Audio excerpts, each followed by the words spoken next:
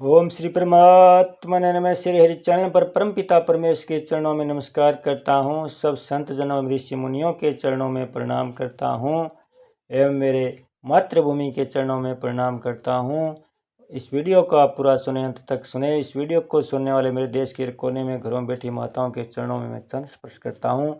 बहनों भाइयों को प्यार भरा नमस्कार। ये वीडियो श्री कृष्ण अर्जुन संवाद का है।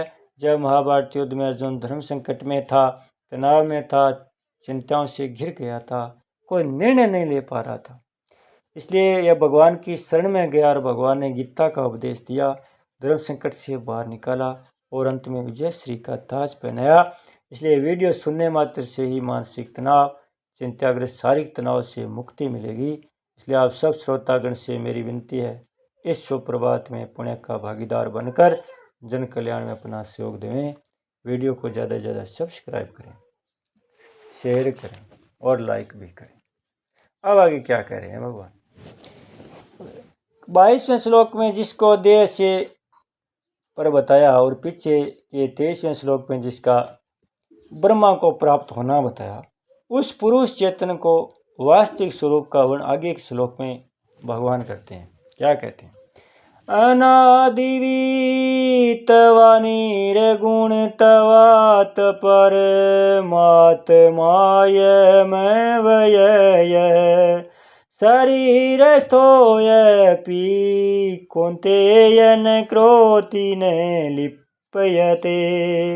हे कुंती नंदन, यह पुरुष स्वयं अनादि होने से और गुणों से रहित होने से अविनाशी परमात्म स्वरूप ही है। यह शरीर में रहता भी न करता है और न लिप्त होता है। व्याख्या: अनादित्वा निर्गुण तवात परमात्माय व्ययम। इसी दय के 19 श्लोक में जिसको अनादि का है, उसी को यहाँ भी अनादित्वा पद से अनादि का है, अर्थात यह पुरुष आदि यानी आरंभ से रहित है। अब प्रश्न होता है कि वहाँ तो प्रकृति को अनादि का है, इसलिए प्रकृति और पुरुष दोनों में क्या फर्क रहा? इसके उत्तर में भगवान कहते हैं निर्गुणत्वात् है, अर्थात यह पुरुष गुणों से रहित है। प्रकृति अनादि तो है पर वह गुणों से रहित नहीं है, परंतु गुणों और विकारों वाली है। उससे सात्विक, राजस और तामस ये तीनों गुण का विकार पैदा होते हैं, परंतु पुरुष इन तीनों गुणों और विकारों से होता रहित निर्गुण निर्विकार है। ऐसा यह पुरुष साक्षात अविनाशी परमात्म स्वरूप है, अर्थात यह पुरुष विनाश रहित परम शुद्ध आत्मा है। शरीरस्थोऽपि कौन्तेय न क्रोति न लिप्यते। यह पुरुष शरीर में रहता हुआ भी न कुछ करता है, न किसी कर्म से लिप्त ही होता है। तात्पर्य है कि इस पुरुष स्वयं ने न तो पहले किसी भी अवस्था में कुछ किया है, न वर्तमान में कुछ करता है, न आगे ही कुछ कर सकता है। अर्थात यह पुरुष सदा से प्रकृति से निर्लिप्त, असंग तथा गुणों से रहित और अविनाशी है। इसमें कर्तृत्व और भोक्तृत्व है ही नहीं। यहाँ शरीर तो अपी कहने का तात्पर्य है कि यह पुरुष जिस समय अपने को शरीर में स्थित मानकर अपने को कार्य का कर्ता और सुख दुख का भोगता मानता है, उस समय भी वास्तव में यह तटस्थ प्रकाश मात्र ही रहता है।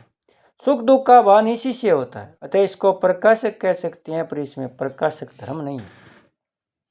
यहाँ आपी पद से ऐसा मालूम होता है कि अनादिकाल से अपने को शरीर में स्थित मानने वाला हरेक चिट्टी से ब्रह्म पर्यंत प्राणी स्वरूप से सदा ही निर्लिप्त असंग है। उसकी शरीर के साथ एकता कभी हुई ही नहीं, क्योंकि शरीर तो प्रकृति का कार्य होने से सदा प्रकृति में स्थित रहता है। शरीर तो प्रकृति का कार्य होने से सदा प्रकृति में स्थित रहता है और स्वयं परमात्मा का अंश होने से सदा परमात्मा में स्थित रहता है। स्वयं परमात्मा से कभी अलग हो सकता नहीं।